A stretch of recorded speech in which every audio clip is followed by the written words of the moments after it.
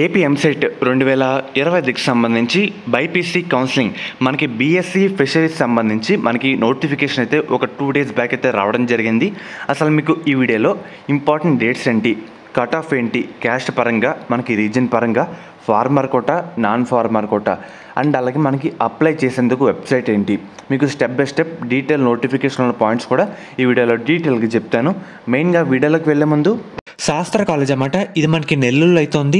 మెయిన్గా మనకి కౌన్సిలింగ్ ఎవరైతే పార్టిసిపేట్ చేస్తున్నారో ఈ కాలేజ్ కూడా పెట్టడానికి ట్రై చేయండి.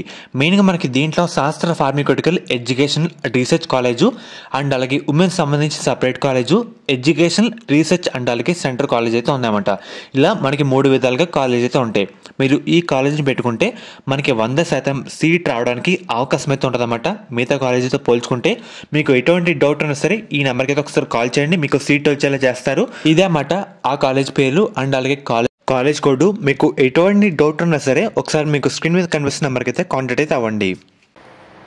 మనకి ఇదే కౌన్సిలింగ్ సంబంధించి వెబ్సైట్ లింక్ అన్నమాట, మీకు డిస్క్రిప్షన్లో ప్రొవైడ్ చేస్తాను. ఒకసారి ఓపెన్ చేసిన తర్వాత ఇంపార్టెంట్ డేట్స్కి అయితే వద్దాం. మనకి రిజిస్ట్రేషన్లు అయితే ఈ మంత్ 17th ఓపెన్ అయితే కావడం జరిగింది. లాస్ట్ డేట్ విషయానికి వస్తే ఆగస్టు 6వ తారీఖున లాస్ట్ డేట్ అన్నమాట. అంటే అలాగే లేట్ ఫీతో ఆగస్టు 7వ తారీఖు నుండి ఆగస్టు 13వ తారీఖు వరకు మనకి టైం అయితే ఉంది. ఈ విధంగా అయితే ఉందన్నమాట. అండ్ అలాగే వెబ్సైట్ ఓపెన్ చేసిన ఒకసారి కిందకి వచ్చిన తర్వాత మనకి ఇక్కడ ఇన్ఫర్మేషన్ బులెటిన్ అనే కాలంలో last ranks under different categories of fisheries academic year 2024-25 ఉంది కదా, దాని మీద ప్రెస్ చేయండి. ప్రెస్ చేసిన తర్వాత మనకి కట్ ఆఫ్ ర్యాంక్స్ సంబంధించి పీడిఎఫ్ అయితే రావడం జరుగుతుంది. ఒక్కసారి వచ్చిన తర్వాత మనం ఎలా చెక్ చేసుకోవాలో చెప్తాను, దీన్ని ఎలా డివైడ్ చేసుకోవాలో చెప్తాను. మెయిన్గా మీరు ఒకసారి స్క్రీన్ మీద చూస్తున్నారు కదా, ఫస్ట్ మనకి 3 విధాలుగా డివైడ్ చేసుకోవాలి. ఇదొక బాక్సు, ఇదొక బాక్సు, ఇదొక బాక్సు. దీంట్లో AU region, SU region and reserve region మనకి ఈ విధంగా ఉంటుంది అన్నమాట. ఏయు అంటే మనకి దీంట్లోనే 2 విధాలుగా ఉంటాయి. ఒకటి నాన్ ఫార్మర్ కోటా, ఇంకోటి ఫార్మర్ కోటా. దీంట్లోనే జనరల్ ఉమెన్ వాళ్ళు కూడా సపరేట్గా అయితే ఉంటుంది అన్నమాట. సేమ్ అదే ఎస్యు రీజన్, ఏ అన్రిజర్వ్ రీజన్ కూడా అంతే. అండ్ అలాగే ఇక్కడ క్యాస్ట్ అయితే ఉంటుంది అన్నమాట. నేను ఏయు రీజన్లో బీసీబీ కింద నాన్ ఫార్మర్ కోటాలో ఎంతతో సీట్ ఆగిందని తెలుసుకోవాలనుకుంటే ఫస్ట్ నేను ఏ రీజన్ కదా, మన క్యాస్ట్ వచ్చేసరికి BCB caste non farmer quota దగ్గర చూసుకోవాలన్నమాట. అంటే ఇక్కడ చూసుకోవాలి, ఇక్కడ 19,000 దగ్గర ర్యాంక్ అయితే స్టాప్ అయితే కావడం జరిగింది. 19,959 దగ్గర ర్యాంక్ అయితే స్టాప్ అయితే కావడం జరిగిందన్నమాట. దాని తర్వాత ఏ స్టూడెంట్కి సీట్ అయితే రాలేదు, అంతలోపు అయితే వచ్చిందని అర్థం. ఈ విధంగా వెరిఫై అయితే చేసుకోవాలి.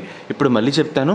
ఇప్పుడు బీసీబీ కేటగిరీ ఎస్వి రీజన్లో నాన్ ఫార్మర్ కోటాలో ఎంత వచ్చిందని చెప్తాను. చూస్తున్నారు కదా, ఇక్కడ 14,000 దగ్గర ర్యాంక్ అయితే స్టాప్ అయితే కావడం జరిగింది. ఇలాగా మీరు ఫార్మర్ కోటానా నాన్ ఫార్మర్ కోటానా ఎన్ని వెరిఫై అయితే చేసుకున్నామంటే దీనికి అప్లై చేసే ముందు మీకు కూడా ఒక ఐడియా అయితే ఉండడం జరుగుతుంది. అండ్ అలాగే మెయిన్గా మీరు ఒకసారి స్క్రీన్ మీద చూస్తున్నారు కదా, ఇది వచ్చేసరికి 4 years కోర్స్ అన్నమాట. దీంట్లో మనకి ఏంటంటే college of fishery science Muthukur, college of fishery science నర్సాపురంలో మనకి సీట్లు అయితే ఉన్నాయి. మనకి టోటల్ సీట్స్ 40 సీట్లు ముత్తుకూరులో అండ్ అలాగే నర్సాపురంలో 60 సీట్లు. ఈడబ్ల్యూఎస్ కింద ముత్తుకూరు కాలేజీలో 4 సీట్లు, అదే నర్సాపురంలో 6 సీట్లు అయితే ఉన్నాయి. టోటల్ మనకి 100 సీట్లు అయితే ఉన్నాయన్నమాట. అదే ఈడబ్ల్యూఎస్ కింద 10 సీట్లు మనకి ఈ విధంగా అయితే ఉన్నాయి.